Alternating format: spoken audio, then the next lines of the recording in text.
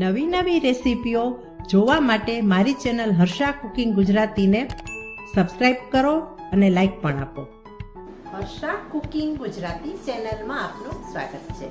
આજે આપણે બનાવીશું સાતમ આઠમ માટેના વાનવાની રેસીપી. આ વાનવાને વાનવા અથવા ફાફડા પૂરી પણ કહેવામાં આવે છે. તો ચાલો બનાવીએ સૌરાષ્ટ્ર અને કાઠિયાવાડના પ્રખ્યાત વાનવાની રેસીપી.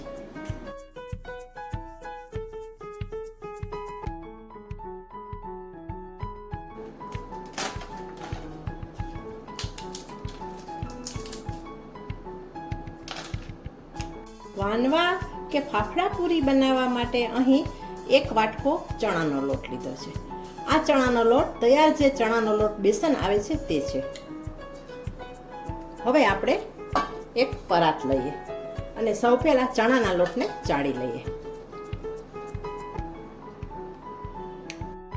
ચણાના લોટને ચાળવાથી ચણાના લોટમાં જે ગાંઠા હોય છે તે ભાંગી જાય છે અને જે વાનગી બનાવવાની હોય છે ને એ બહુ સરસ બને છે. હવે આપણે મસાલા એડ કરીએ. 1 ટીસ્પૂન અજમા, તેને આપણે હથેળીથી ક્રશ કરીને એડ કરીશું.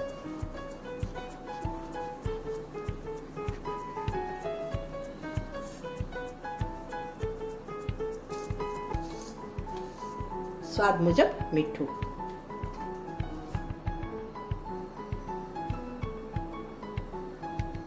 અડધી ટીસ્પૂન હળદર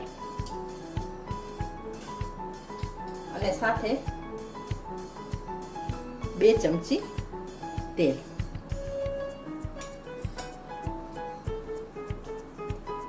બધું મિક્સ કરી અને પાણીથી આપણે લોટ બાંધીએ. પહેલા મસાલા મિક્સ કરી લઈએ, ત્યાર પછી આપણે પાણી એડ કરીશું.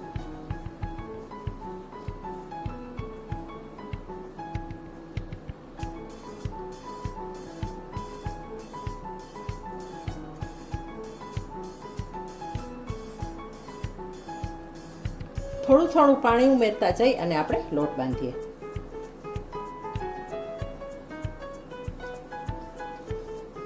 આ લોટને મીડિયમ રાખવાનો છે, ઢીલો પણ નહીં અને બહુ કઠણ પણ નહીં. ને પાણી નાખવામાં ધ્યાન રાખવાનું.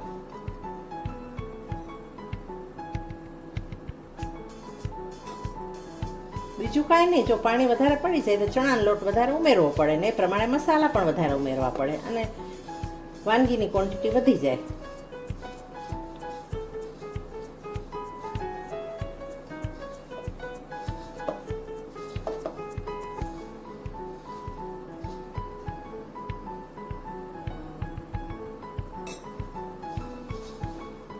વર્ષોથી ગુજરાતી ઘરોમાં, ખાસ કરીને કાઠિયાવાડ સૌરાષ્ટ્રમાં વાનવા સાતમ આઠમ ઉપર બને જ છે. બધા ઘરોમાં બહુ પ્રખ્યાત વાનગી છે, વર્ષોથી બનતી આવતી છે આ વાનગી ને બહુ સરસ લાગે છે. આ ચા સાથે, દહીં સાથે, દૂધ સાથે નાસ્તામાં બગડતા પણ નથી મહિના દિવસ સુધી.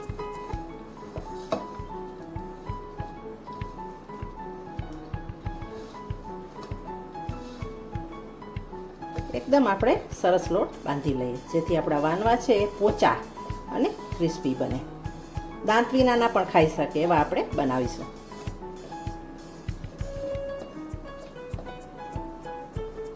આ લોટ થોડો ટાઈટ છે. બસ 4-5 ટીપા પાણીને એડ કરીએ અને લોટને આપણે કેળવી લઈએ.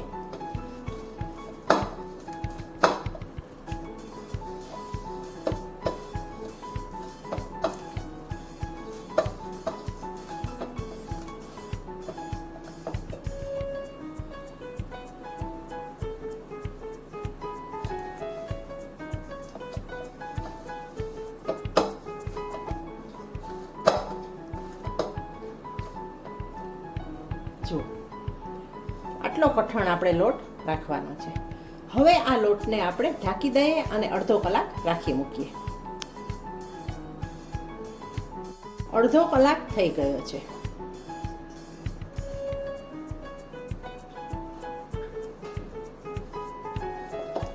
જો લોટ પણ સારી રીતે સેટ થઈ ગયો છે. ફરીથી તેને આપણે ટૂંપી લઈએ.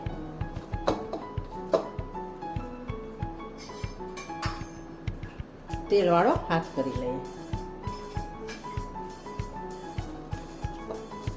તેલ લગાવીને સુવાળો કરી લઈએ.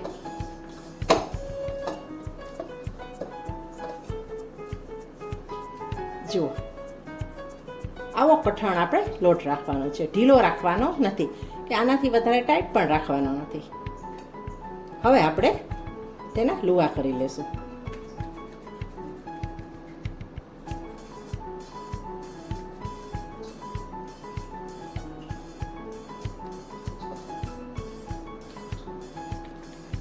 આ રીતે સૌથી પહેલા 2 ભાગમાં વેચી લેશું, કારણ કે લોટ થોડો વધારે છે. હવે લેશું એક પાટલો.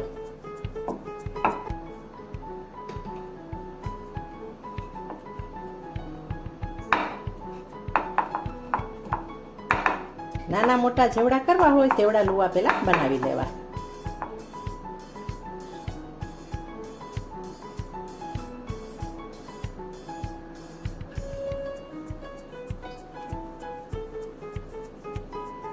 બંને લોટના ભાગને આપણે આ રીતે સિલિન્ડર શેપમાં લઈ લઈએ.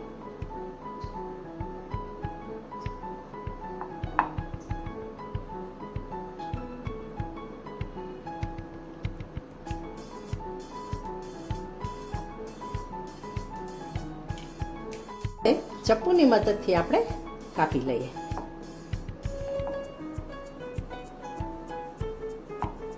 આવું કરવાથી બધા જ વાનવા એક સરખા થશે આપણા.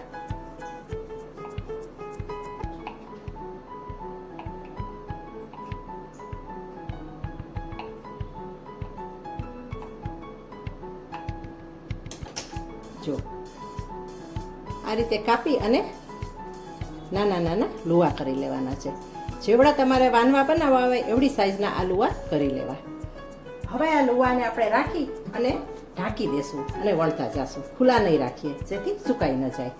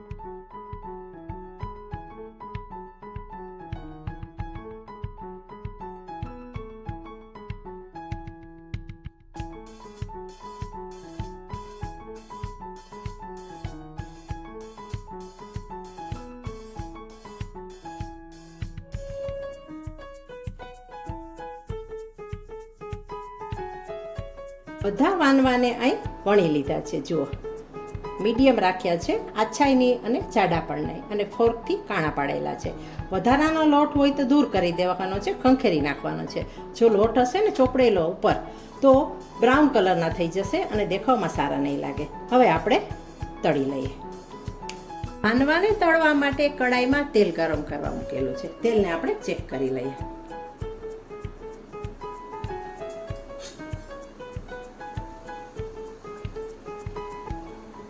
આ વાનવાને આપણે મીડિયમ ગેસ પર જ તળવાના છે, ફાસ્ટ પણ નહીં અને ધીમા ગેસ પર પણ નહીં. તેલ આવી ગયું છે.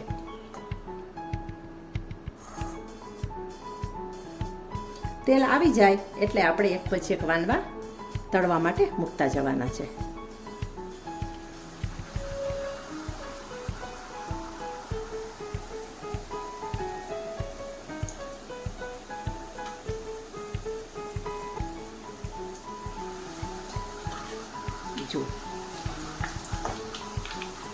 એની મેળે જ તળાવવા દેવાનો છે. જો કેટલા બધા દાણા દાણા થયા છે. બહુ સરસ બન્યો છે આપણા વાનવા, એકદમ સરસ. હવે સાઈડ ચેન્જ કરી લઈએ.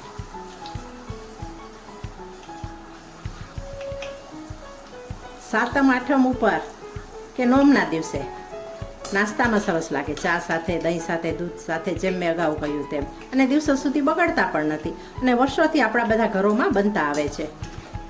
અને વસ્તુઓ પણ વધુ જોતી નથી. ચણાનો લોટ અને 2-3 મસાલા નાખો એટલે તૈયાર. જો આટલા જ આપણે તળવાના છે, કલર ચેન્જ કરવાનો નથી. મેં કહ્યું તેમ મીડિયમ તાપ જ રાખવાનો છે. આટલી વાતનું ધ્યાન રાખશો ને તો તમારા વાનવા પણ આટલા સરસ બનશે. એક પછી એક એડ કરતા જઈ અને આપણે તળતા જઈએ.